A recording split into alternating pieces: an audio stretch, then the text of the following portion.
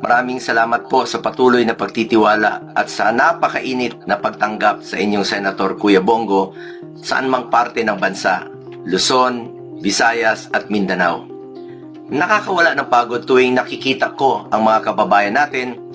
Sa inyo nanggagaling ang aking lakas at inspirasyon upang mas lalong pagbutihin ang aking paninilbihan sa aking kapwa Pilipino. Lalo na ang mga mahirap nating kababayan. Ilalapit ko po ang serbisyo ng gobyerno at serbisyong medikal sa ating mga kababayang mahihirap.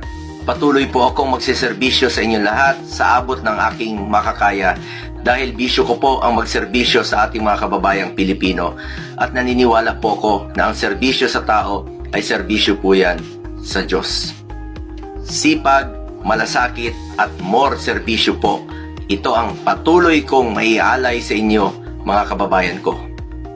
Mga kababayan ko, maraming salamat po sa inyong patuloy na suporta at pagtitiwala.